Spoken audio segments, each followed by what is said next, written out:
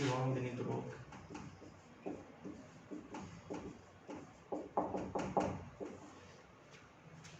पिछली क्लास में स्टार्ट किया था अपन CBPP, कॉन्टाजियस बोवाइन प्लूरोनिमोनिया। इसका फुल फॉर्म भी कई बार एग्जाम में पूछा जाता है, कॉन्टाजियस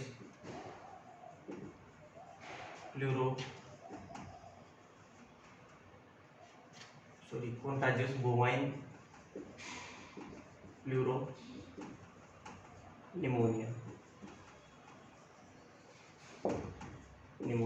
सही है।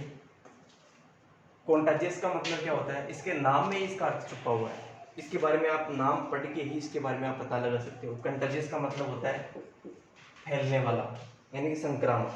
कॉन्टाजियस का मतलब क्या होता है, संक्रामक। तो एक जीव से दूसरे जीव में सांस के द्वारा या ड्रॉपलेट्स के द्वारा फैलता है। बोवाइन का मतलब होता है केटल। केटल में होने वाला डिजीज प्लूरोनिमोनिया यानी कि लंग्स का इन्फ्लामेशन, लंग्स में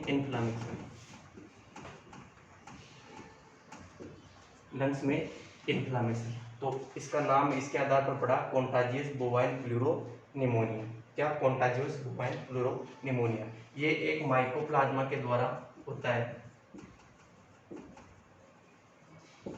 माइकोप्लाज्मा के द्वारा ये रोग होता है। माइकोप्लाज्मा, जिसका नाम क्या है, माइकोप्लाज्मा माइकोइड्स। माइकोप्लाज्मा माइकोइड्स,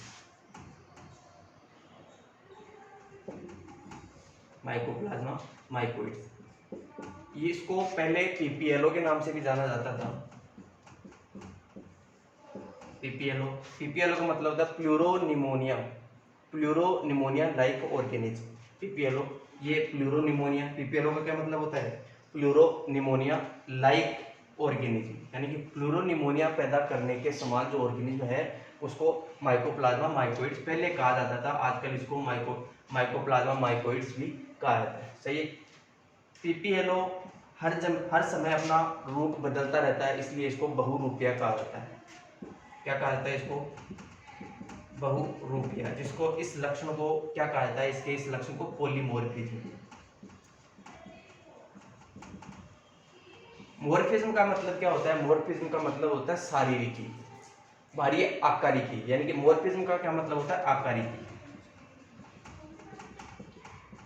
मॉर्फिज्म का क्या मतलब होता है, आकारिकी। पॉली का मतलब बहुत सारी, पॉली का मतलब बहुत, यानी कि बहुत सारी आकारिकी। ऐसा जीव जिसके बहुत सारे आकार होते हैं। सही है। इसी के आधार पर इसका नाम क्या पड़ा, पॉलीमॉर्फिज्म। तो इस पॉलीमॉर्फिज्म की वजह से इसको बहुरूपिया भी कहा जाता है। एग्जाम में इसको कई बार पूछा गया है कि निम्न में से कौन सा पॉलीमॉर्फिज्म लक्षण प्रदर्शित करता है। तो आपको क्या लिखना है, या तो PPLO उसमें दिया जा सकता है या माइकोप्लाज्मा माइकोइड्स दिया जा सकता है। सही है, ये चीज आपको याद रखनी है।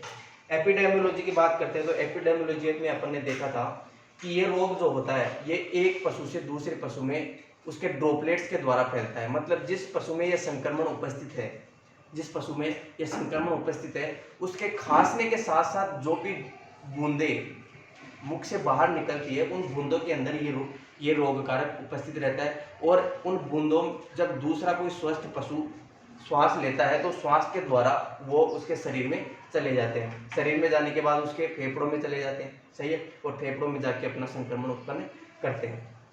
सही है। माइकोप्लाज्मा माइकोइड्स का किससे फैलता है, ये श्वास के द्वारा फैलता है। खांसी के द्वारा स्वस्थ जो पशु होता है उसकी तरफ जाता है, उसकी तरफ श्वास के द्वारा उसके फेफड़ों में चला जाता है। इसके अलावा माइकोप्लाज्मा माइकोइड्स जो होता है वो डिसइंफेक्टेंट होते हैं, उनके प्रति अति संवेदनशील होता है। अति संवेदनशील का मतलब होता है, एक तो होता है प्रतिरोधी, एक होता है अति संवेदनशील।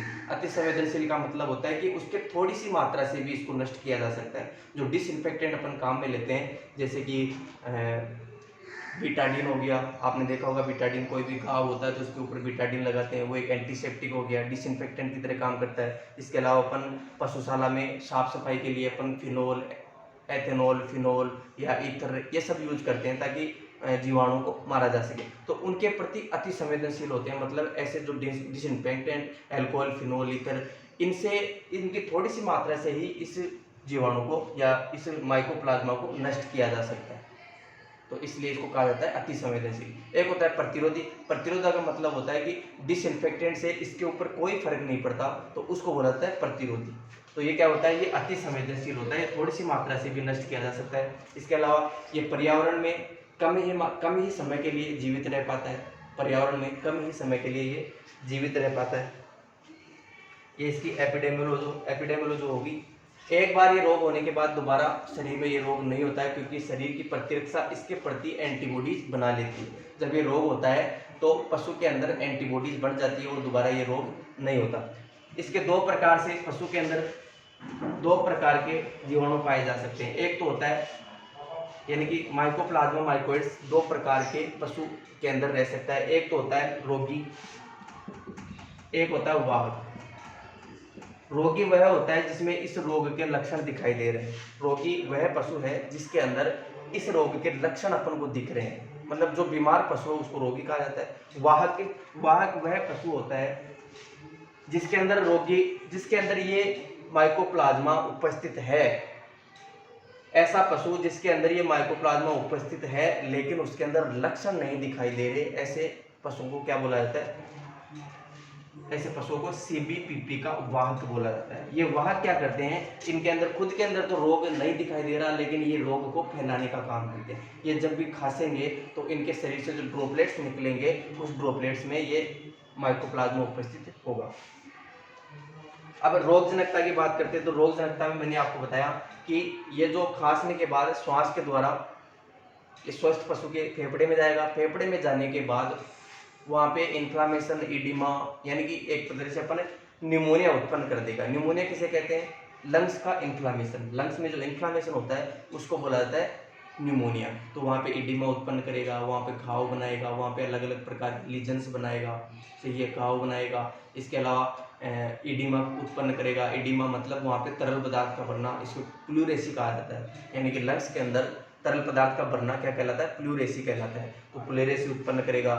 वहाँ पे थ्रोम्बोसिस उत्पन्न करेगा। थ्रोम्बोसिस का मतलब होता है कि वहाँ पे जो रक्त होता है उसकी गांठें बन जाती है। रक्त जो होता है खून वहाँ पे जम जाता है, इसको थ्रोम्बोसिस कहा जाता है। तो ऐसी स्थिति उत्पन्न करेगा। इसके बाद में ये रक्त में जाएगा। रक्त में जाने के बाद मस्तिष्क हुआ, किडनी हुई, ऐसे अंगों में जाने के बाद फिर वहाँ पे यही इन्फ्लामेशन के कंडीशन वापस स्टार्ट करेगा, जैसे कि फाइब्रोसिस उत्पन्न करना, शरीर लचीले अंगों को गाढ़ा कर देना, वहाँ पे तरल पदार्थ का भरना, इन्फ्लामेशन उत्पन्न होना, नेक्रोसिस यानी कि कोशिकाओं को धीरे धीरे नष्ट करना, ये सारे लक्षण क्या करेगा, ये रक्त के द्वारा मस्तिष्क और किडनी जैसे अंगों में जाके वहाँ पे उत्पन्न करेगा।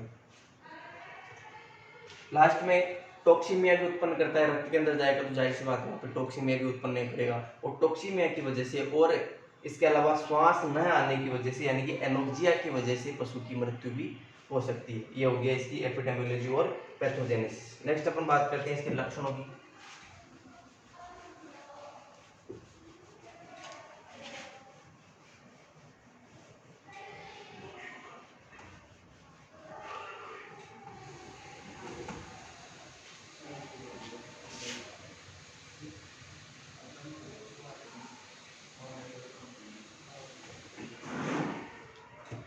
नेक्स्ट आता है लक्षण,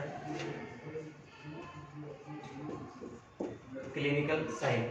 क्लिनिकल साइन की बात करें तो इसका जो कॉन्टाजियस बोवेन प्लूरोन्यूमोनिया जो है, इसकी सारी अवस्थाएं इसके अंदर पशु के अंदर पाई जा सकती है। देखिए जैसे कि परएक्यूट अवस्था,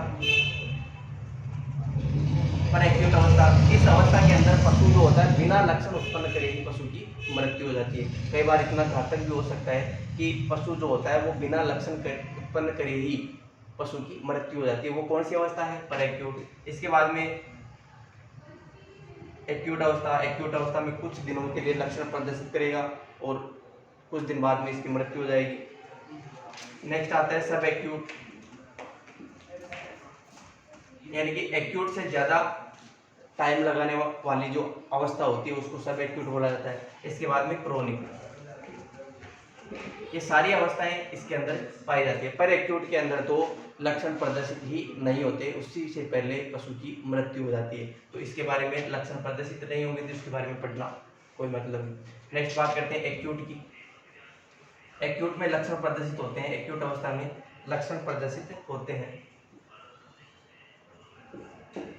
इसका इंक्यूबेशन पीरियड कितना होता है? 3 से 6 सप्ताह का। एक्यूट अवस्था की बात कर रहा हूं मैं, 3 से 6 सप्ताह, यानी कि जब रोग कारक शरीर में प्रवेश करता है तब से लेकर लक्षण प्रदर्शित होने का जो टाइम है उसको बोला जाता है इंक्यूबेशन पीरियड। जो कितना होता है इसका? 3 से 6 सप्ताह। इंक्यूबेशन पीरियड, इंक्यूबेशन पीरियड कितना होता है इस काल, इस रोग का? 3 से 6 सप्ताह का इंक्यूबेशन पीरियड होता है। इसके अंदर कौन कौन से लक्षण दिखाई देते हैं?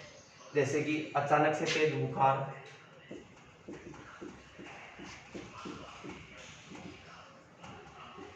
अचानक से तेज बुखार, और ये तेज बुखार जो है ये 105 से 106 डिग्री फ़ारेनहाइट तक जा सकती है। 106 डिग्री फ़ारेनहाइट तक ये बुखार जा सकती है। इसके अलावा बुखार ज़्यादा है तो भूख भी नहीं लगेगी, तो भूख कम लगना, बुखार में किसको भूख लगती है।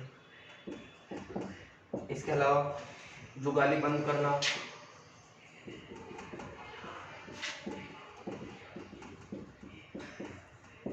नेक्स्ट लक्षण है तनाव में आना, डिप्रेशन,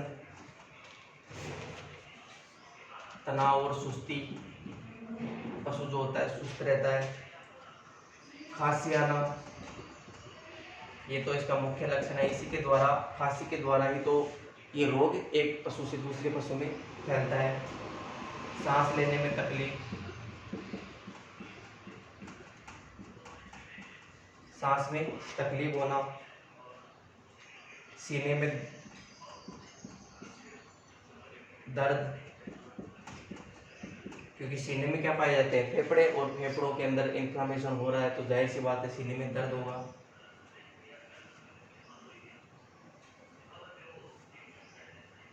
प्लूरेसी,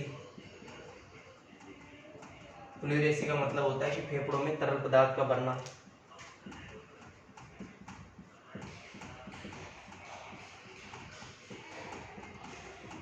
फेफड़ों में तरल पदार्थ का भरना, और जब श्वास लेते हैं तो इस तरल पदार्थ से आवाज भी आती है, यानी कि श्वसन में आवाज आना, श्वसन में आवाज आना, श्वसन में आवाज आना, जोड़ों में सूजन,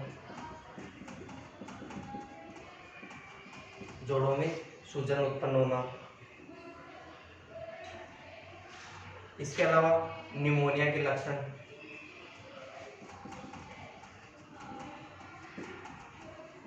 निमोनिया के लक्षण। इसके अलावा इसका एक कैरेक्टर और है, इसमें पशु क्या करता है? पशु अपने सिर को ऊंचा उठा लेता है। पशु जो होता है सिर को ऊंचा उठाना। इसके अलावा पीठ को झुका कर रखना, पीठ को झुका कर रखना। इसके अलावा एक लक्षण और है, पैरों को चौड़ा करके खड़ा होना। आगे वाले पैरों को,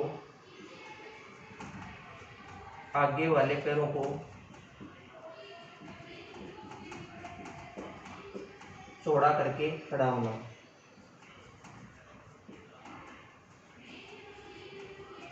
चौड़ा करके खड़ा होना, क्योंकि आगे वाले पैरों के बीच में लंग्स उपस्थित होते हैं, मतलब छाती होती है पशु की, तो उसमें क्या होता है? तरल बढ़ जाता है, जिस वजह से खड़े होने में परेशानी होती है, और जो आगे वाले पैरों को चौड़ा करके बाद में खड़ा होता है। तो ये सारे इसके लक्षण हो गए एक्यूट अवस्था के। इसके अलावा क्रोनिक अवस्था आती है। क्रोनिक अवस्था में तेज बुखार नहीं आता है, इसके बाद आपको ध्यान रखना होगा, भूख नहीं लगेगी। ये जो मैं बता रहा हूँ ये क्रोनिक अवस्था के हैं। भूख नहीं लगना, सुस्त हो जाना, खांसी, लंबे समय तक खांसी रहती है, सही है, लंबे समय तक इसके अंदर खांसी रहती है, भूख नहीं लगती है, सांस लेने में दिक्कत आती है, उसको सांस लेने में दिक्कत आती है। इसके अलावा ये सारे जो लक्षण हैं, ये जो मैंने टिक लगाए हैं, खांसी, खांसी आना, सांस में तकलीफ, तनाव में रहना, सुस्ती, भूख कम लगना, ये सारे लक्षण क्रोनिक अवस्था के हैं। क्रोनिक अवस्था इतनी ज़्यादा नहीं पाई जाती, क्योंकि क्रोनिक अवस्था जो होती है उसके अंदर पशु ठीक भी हो सकता है, लेकिन एक्यूट अवस्था में कोई गारंटी नहीं है, ठीक हो भी सकता है या मर भी सकता है।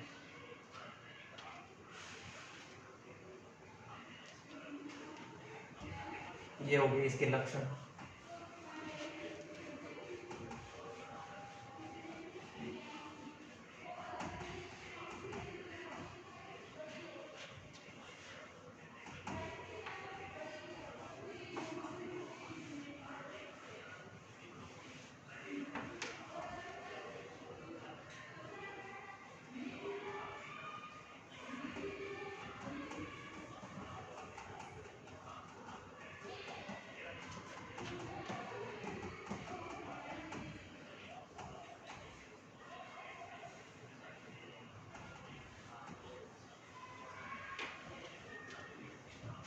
नेक्स्ट आता है इसके डायग्नोसिस।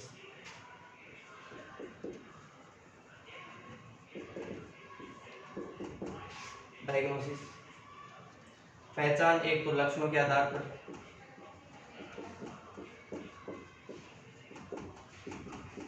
इसके अलावा कई टेस्ट किए जा सकते हैं जैसे कि कल्चर टेस्ट,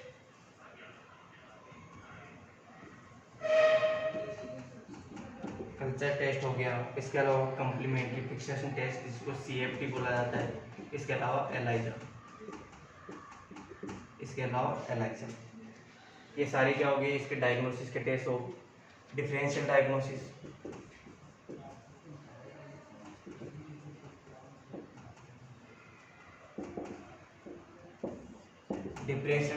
में कई डिजीज है जैसे कि पास्ट्यूलेरोसिस,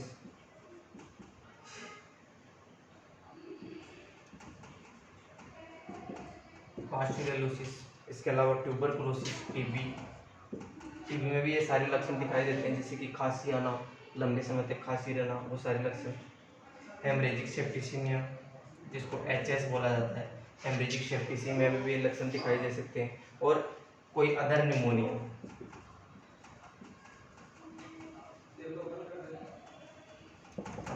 किसी और रोग की वजह से कोई निमोनिया हो रहा है तो वो भी इसके समान लक्षण ही प्रदर्शित करेगा।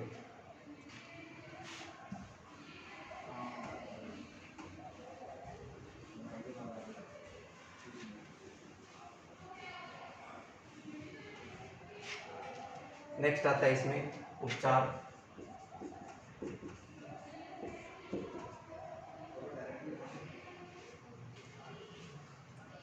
उपचार में एंटीबायोटिक देंगे,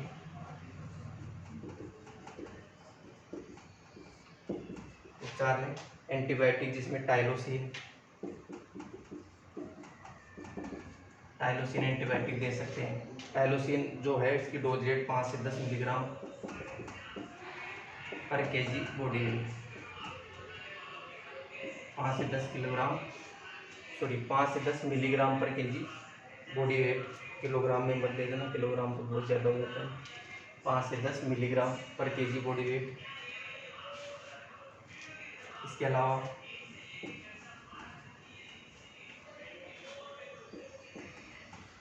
केनामाइसिन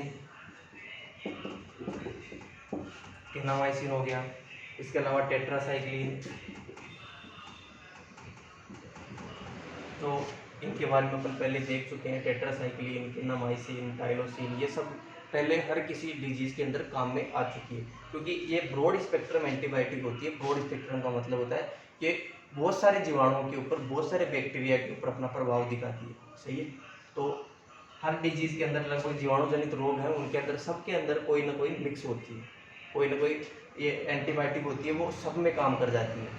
सही है, पहले जब शुरुआत के अंदर एंटीबायोटिक का शुरुआत में निर्माण हुआ था तो उस समय जो एंटीबायोटिक बनी थी वो सिंगल स्पेक्ट्रम बनी थी। सही है, सिंगल स्पेक्ट्रम थी वो एंटीबायोटिक थी। नैरो स्पेक्ट्रम जिसको बोलते हैं, नैरो स्पेक्ट्रम जो केवल कुछ ही बैक्टीरिया के ऊपर अपना कार्य करती थी। सही है, तो उसके लिए उसके लिए जब उस समय इलाज किया जाता था तो उसमें रोग कारक का पता होना जरूरी था, किसमें कौन सा रोग कारक।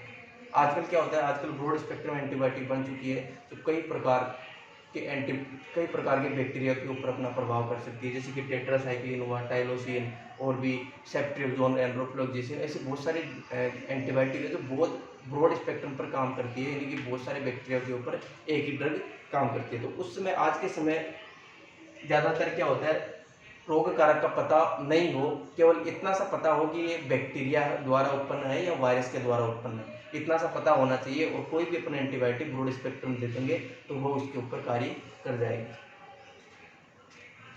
इसके अलावा एंड्रोफ्लोक्सासिन,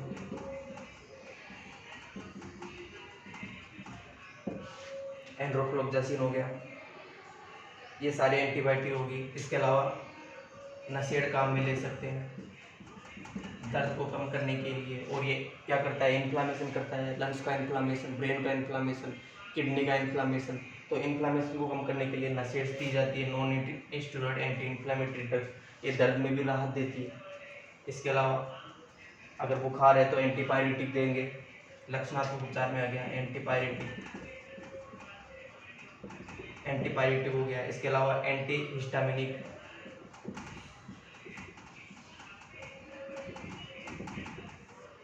एलर्जी को कम करने के लिए एंटी हिस्टामिनिक ड्रग्स हो गया।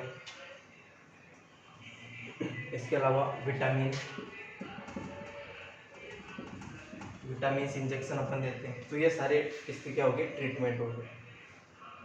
ये तो यहाँ तक तो एंटीबायोटिक हो गई, ये NSAID, non steroid anti inflammatory drug मतलब इन्फ्लामेशन को कम करने वाली, एंटीपायरेटिक बुखार कम करने वाली, एंटी हिस्टामिनिक ड्रग्स हो गई, वो एलर्जी को कम करने वाली, और विटामिन थेरेपी यहाँ पे दे सकते हैं।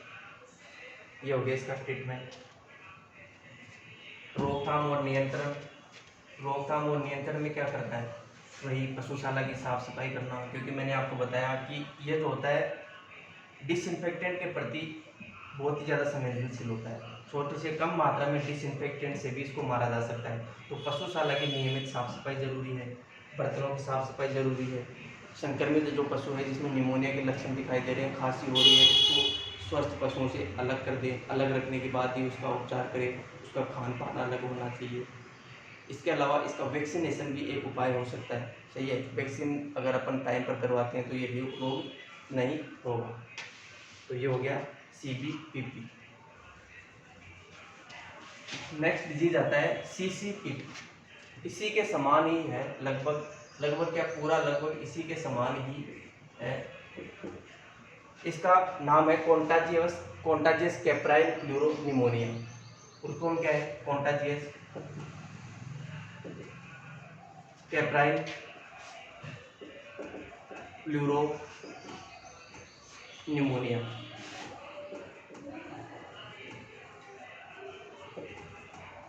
पहले वाला क्या था, CBPP का मतलब होता है कि केवल एक ही शब्द का अंतर यहाँ पे है, CB और C का। पहले वाले में B आ रहा था, मतलब कॉन्टाजियस बोवाइन प्लूरोनिमोनिया। इसके अंदर क्या आता है, कॉन्टाजियस कैप्राइन प्लूरोनिमोनिया। देखो वहाँ पे B का क्या मतलब था, वहाँ के B का मतलब था केटल। बोवाइन जो होता है, B का मतलब बोवाइन था, बोवाइन में कौन आते हैं, केटल आते हैं, सही है। यहाँ पे कॉन्टाजियस कैप्राइन प्लूरोनिमोनिया, यहाँ पे कैप्राइन में आती है बकरी, गोट को कैप्राइन बोलते हैं साइंस की भाषा में। तो जो बकरी इसके अंदर आती है, तो कॉन्टाजियस कैप्राइन प्लूरोनिमोनिया। कॉन्टाजियस मतलब संक्रामक, कैप्राइन मतलब गोट के अंदर होने वाला, प्लूरोनिमोनिया मतलब लंग्स का इन्फ्लामेशन। ये लगभग सिर्फ उसी के समान है, CBPP और CCPP में कोई अंतर नहीं है दोनों के अंदर। CBPP और CCPP में दोनों में कोई अंतर नहीं है। अंतर इतना सा है कि वही रोग कारक, कौन सा, माइकोप्लाज्मा माइकोइड,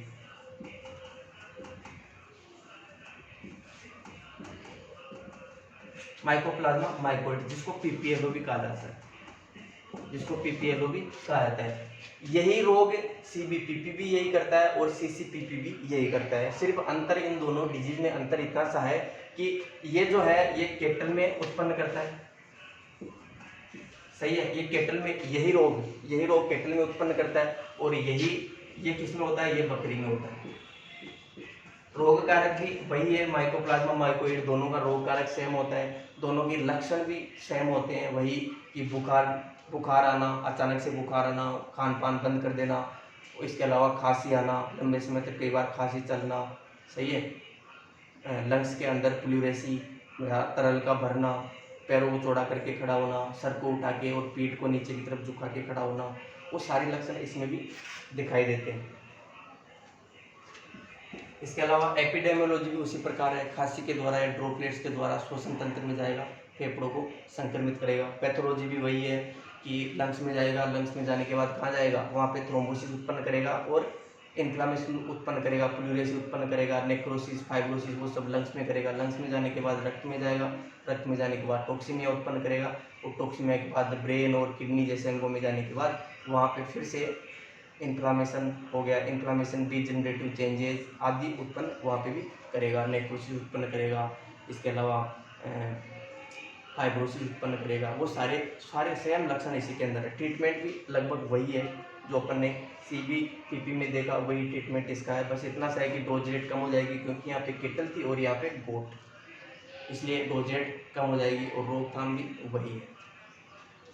इसमें कोई अंतर नहीं है, दोनों लगभग एक ही डिजीज है। बस ये किस में होता है, ये केटल में होता है और ये गोट के अंदर होता है।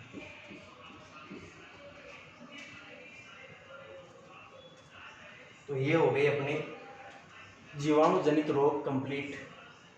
टोटल सारे जीवाणु जनित रोग अपन ने देख लिए हैं। नेक्स्ट क्लास में अपन स्टार्ट करेंगे विषाणु यानी कि वायरस से होने वाले रोग। ये बैक्टीरिया से होने वाले रोग थे, जितने भी अपन ने पढ़े सारे के सारे बैक्टीरिया से होने वाले रोग थे। नेक्स्ट क्लास में अपन विषाणु जनित रोग मतलब वायरस से होने वाले रोग अपन पढ़ेंगे।